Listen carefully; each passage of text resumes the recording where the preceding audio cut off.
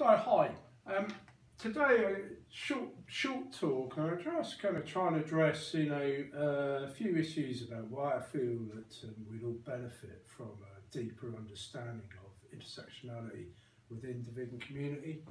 There has been recently a little bit of, sort of stuff in public about particularly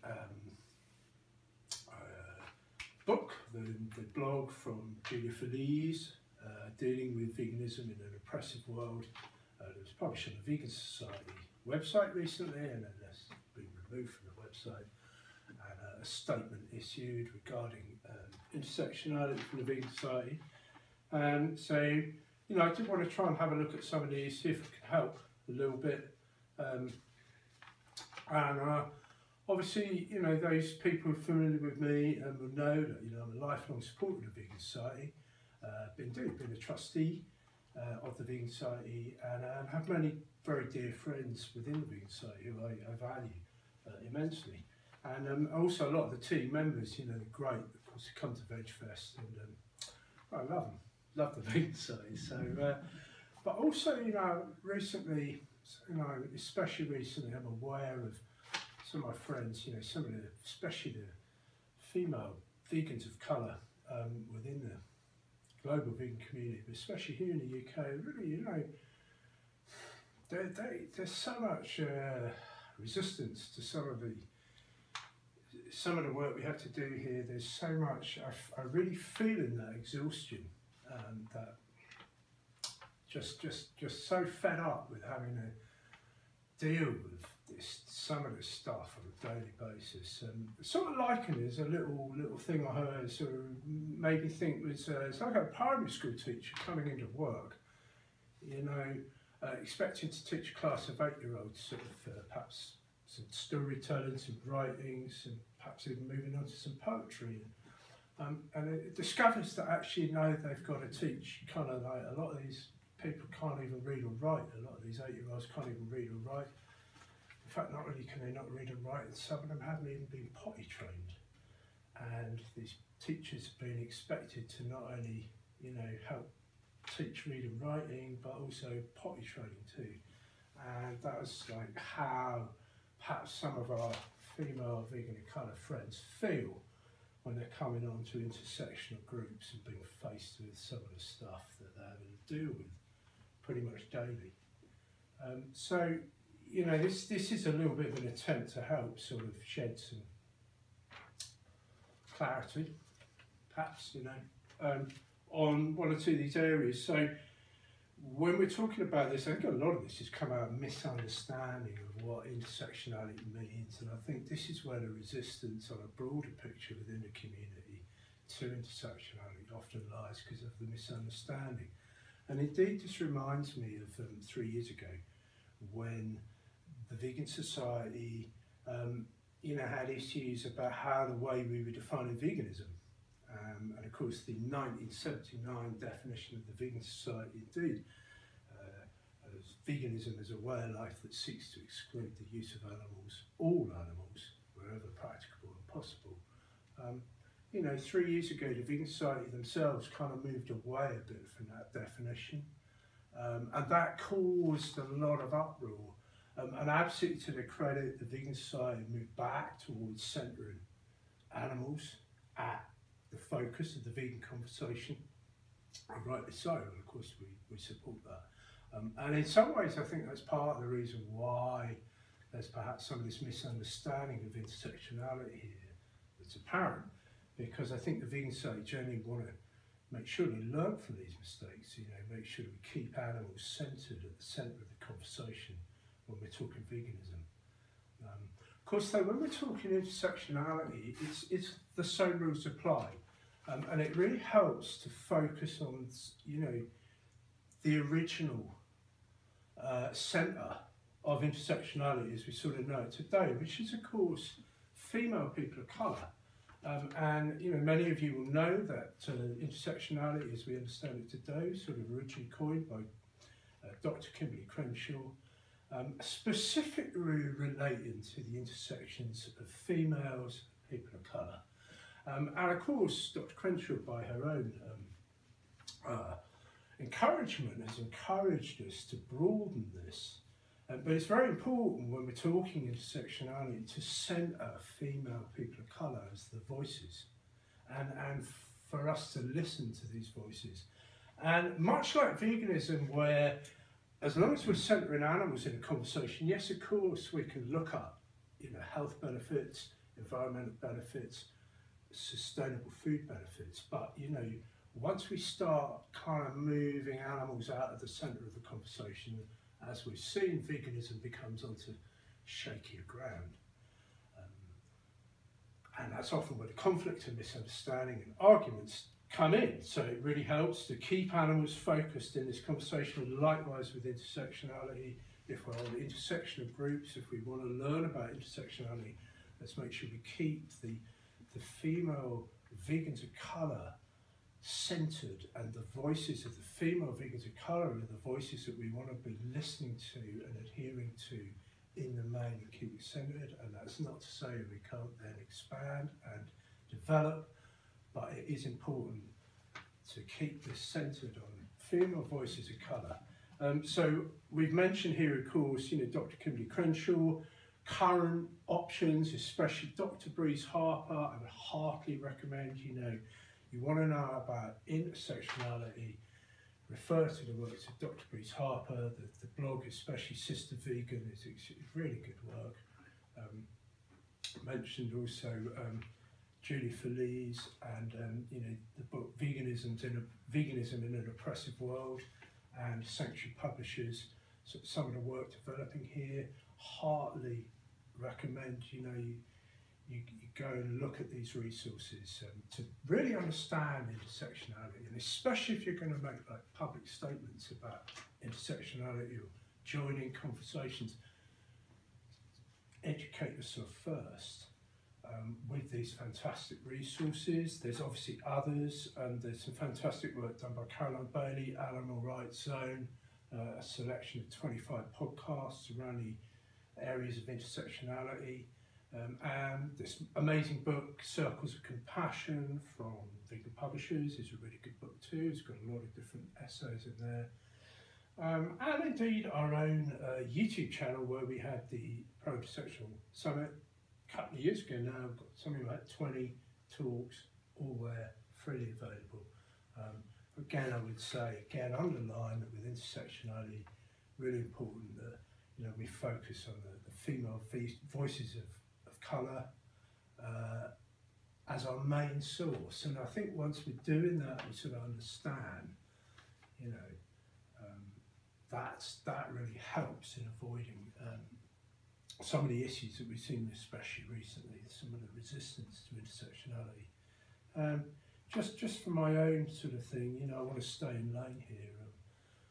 Obviously, as a white male, my understanding of oppression is a lot less, because I don't experience it so much on a day-to-day reality. But my own understanding of this, intersectionality we're looking at, if you're a person of colour, you wake up in the morning and you're facing not only perhaps individual racism, perhaps in the workplace, or you'll see graffiti that's racist, or you'll be comments, or attitudes, just looks, but systemic too. You're facing systemic racism, where perhaps you're finding that you've got more knockbacks on getting perhaps finance or good housing or access to education, promotion, a decent same wage. There's all sorts of things, and of course if you're a female, we know we're facing the same here. Look, sexism at work, all this, obviously the Me Too hashtag. This is, this is something that we're trying to get past in society, where it's just not acceptable. The female's still not only facing that individual oppression on a daily basis, like sexism, but also systemically. Even now, you say, well, if somebody says, "Oh, that's racism and it's sexism," it's like, why have we got BBC female heads of departments resigning in protest about lack of fair wage? This is 100 years on from the suffragette movement. That is oppression. This is the reality of intersectionality. It's not a belief system, it's not an ideology, it's not a religion, it's not an academic framework, it's a reality. It's a real life of people, billions of people. It's real life. It is not a belief system, it's real life, and it's really brutal, and it's something that we need to educate ourselves about. And intersectionality is this fantastic assist to understanding the reality that is going on, and that's a reality. It's not a belief system, it's definitely not a religion, and it's something that's here for us to embrace. We should be embracing intersectionality and see the value of understanding what's going on, and then unpicking it and putting an end to it. So yeah, that's my tuppence worth. But understanding sexuality is, here's your resources that we mentioned earlier. We'll make sure they're listed at the end. So I think the Vegan Society have done a lot of work in trying to adopt an intersectional approach, partly because they had a really good team member who was there before. I think recently left. But it is something that we should embrace and fully understand.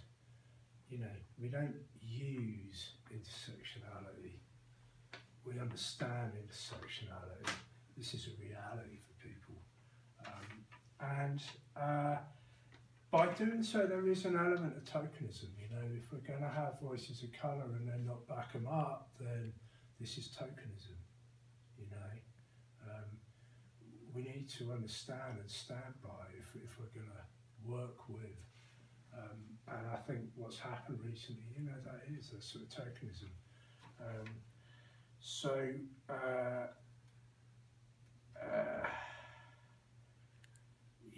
I really get why some people are resistant to intersectionality, especially with vegans. And I understand the Vegan Society specifically want to centre non-human animals first, and I understand this, but we have to remember that it is humans that are using non-humans, and it is the humans who have to change, and we have to work with humans. So whilst we want to put non-humans first, we also have to put humans first, and we have to be very mindful about the way we treat and engage with humans. We do not have an equal world, that must be clear.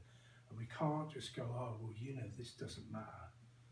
We've got to work on unpicking it right from the root. And that's the gift that we have with intersectionality.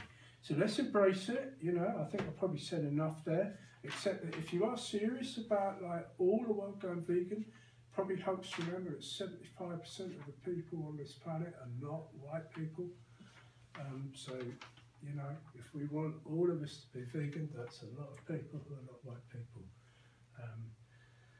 I'm just going to wrap up by saying there's a couple of examples either of actually a couple of white people who I do find really inspirational. I'm going to point you to a couple of directions. Sean, Fat Gay Vegan, he's got a new book out. He really gets intersectionality, also Rob Masters, he's a really good voice, he's been standing, he's really done the work, he's really got himself way beyond the potty training level, I really respect these two voices, they've been really strong voices, I was sort of pulled up for being perhaps not quite strong enough about this, let's be clear, we're dealing with systemic racism, systemic sexism, oppression here.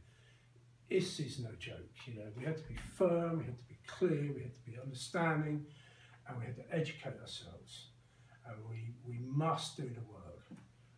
And I'm going to just wrap up by saying, look, okay, I know we're not going to change the world overnight, and we might not all go vegan overnight, and we might not ever end any of these problems, but one thing we can do is take responsibility for ourselves, okay, and we can educate ourselves, we can strive to be the very best person that we can ever be.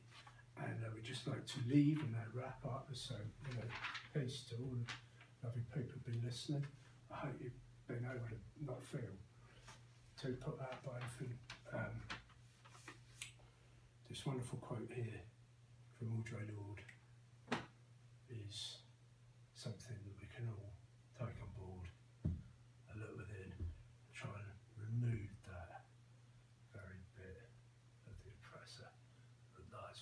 Just want to add in too, I want to try and offer a bit of a solution here. Is that, the vegan society right now has got worldwide attention. The UK is like a flagship vegan development going on. This is rapidly changing. A lot of people are looking at the world. And it's really important, I think, that the vegan society is able to demonstrate in public a really clear understanding of intersectionality and be a kind of like, flag bearer, if you like, for intersectionality and help other people all over the world, benefit from this. So I think the important thing is for the vegan society to develop a strong, robust statement that demonstrates a genuine understanding of intersectionality. And of course, to do that, my advice would be to consult, genuine experts, people who really understand and write about intersectionality, people like Dr. Breeze Harper.